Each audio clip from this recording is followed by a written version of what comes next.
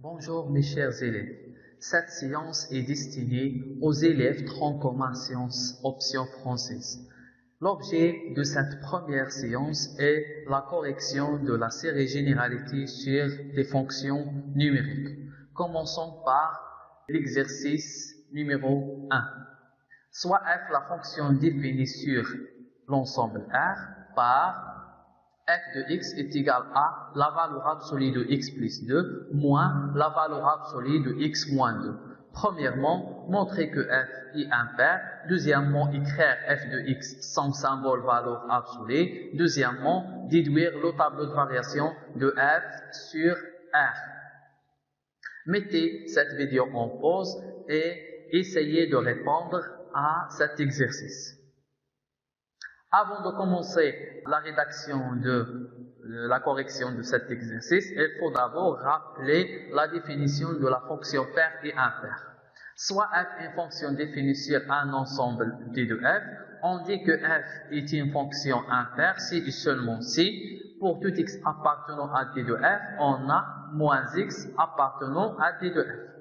Deuxièmement, pour tout x appartenant à D de f, on a f de moins x est égal à moins f de x.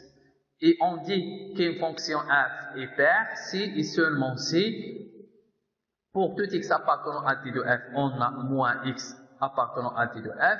Et pour tout x appartenant à D de f, on a f de moins x est égal à f de x. Passons maintenant à la première question. On a D de f est égal à R, alors pour tout x appartenant à R, on a moins x appartenant à 1. Donc, la première condition est satisfaite. On passe maintenant à la deuxième condition. Soit x appartenant à R, on a f de moins x est égal à moins x plus 2 en valeur absolue, moins x moins 2 en valeur absolue. Oui, on a factorisé par le signe moins à l'intérieur de la valeur absolue. Ainsi, la deuxième valeur absolue, on a aussi factorisé par le signe moins. Et on a éliminé le signe moins car on a le droit, on a utilisé la propriété, la valeur absolue de moins x est égale à la valeur absolue de x. La valeur absolue est une fonction paire. Oui, on a aussi factorisé par le signe moins, on a changé l'ordre de ces deux termes. Oui, on a trouvé la même expression que la fonction f de x, mais précédée par le signe moins. Donc, c'est ça la définition de la fonction impaire. On conclut que f est une fonction impaire. Maintenant, écrire f sans symbole valeur absolue. Il faut d'abord étudier le signe de ce qui est à l'intérieur. Si ce qui est à l'intérieur est positif, on va éliminer la valeur absolue sans aucun changement. Si ce qui est à l'intérieur de la valeur absolue est négatif, on va éliminer la valeur absolue et changer le signe de tout ce qui est à l'intérieur de la valeur absolue. Ou bien, on va éliminer la valeur absolue et on va factoriser par le signe moins tout ce qui est à l'intérieur de la valeur absolue. Pour éliminer la valeur absolue, donc on peut utiliser le tableau de signes. La première valeur absolue, c'est x moins 2. Donc, ce qui est à l'intérieur de la première valeur absolue, c'est un polynôme de premier degré qui s'annule en 2. Avant de 2, le contraire de signe de a, c'est-à-dire le signe qui précède x, donc c'est le signe plus, contraire plus c'est moins, donc ici moins, et après le 2, on va mettre le signe plus. De même pour le deuxième polynôme, x plus 2, s'annule en moins 2, avant de moins 2 il est négatif, et après moins 2 il est positif. Maintenant, on passe à la valeur absolue. La première valeur absolue contient une expression négative, donc on va éliminer la valeur absolue et précéder l'expression à l'intérieur par signe moins. De même pour la deuxième valeur absolue contient une expression négative, donc on va éliminer la valeur absolue et précéder son expression par le signe moins. Ici on a moins avec le deuxième signe moins, donc on obtient plus.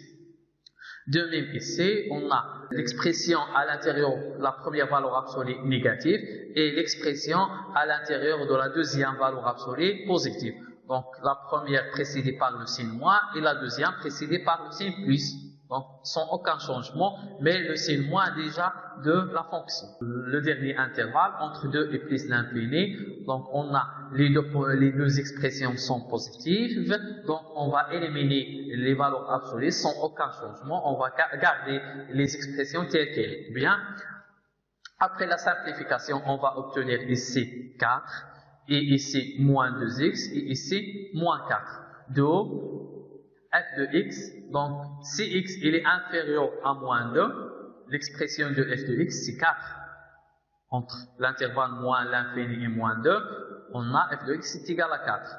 Entre moins 2 et 2, si x entre moins 2 et 2, l'expression de f de x c'est moins 2x. Si x supérieur ou égal à 2, donc c'est-à-dire x dans l'intervalle 2 plus l'infini, donc l'expression de f de x c'est moins 4. On passe maintenant à la question 3. Mais d'abord, on va rappeler la définition du tableau de variation. Définition 2. On résume les variations des fonctions f dans un tableau appelé tableau de variation. Ce tableau contient deux lignes. La première ligne dans les intervalles de l'ensemble de définition de la fonction, en effet figurer en particulier les valeurs de x, au passage duquel le sens de variation de f change. Et pour la deuxième ligne, représente le sens de variation de la fonction comme suit. Une flèche vers le haut correspond à un intervalle sur lequel la fonction est croissante. Une flèche vers le bas correspond à un intervalle sur lequel la fonction est décroissante. Une flèche horizontale correspond à un intervalle sur lequel la fonction est constante. Le symbole de barre signifie que la fonction n'est pas définie pour la valeur correspondante. Maintenant, on peut passer à la question 3. Déduire le tableau de variation de f sur R. On a f de x est égal à 4 si x inférieur ou égal à moins 2. Ça veut dire que f est une fonction constante. Ainsi, si x supérieur à 2, f de x est égal à moins 4. Ainsi, donc f est une fonction constante. Et si x entre moins 2 et 2, f de x est égal à moins 2x. C'est une fonction linéaire de coefficient moins 2, elle est négative. Donc la fonction, elle est décroissante entre moins 2 et 2. On passe maintenant au tableau de variation. Entre moins l'infini et moins 2, la fonction, elle est constante. Elle prend la valeur 4. Entre moins 2 et 2, la fonction elle est décroissante de 4 à moins 4. Et entre 2 et plus l'infini, notre fonction elle est constante, prend la valeur moins 4. Merci de votre attention et à la séance prochaine, Inch'Allah.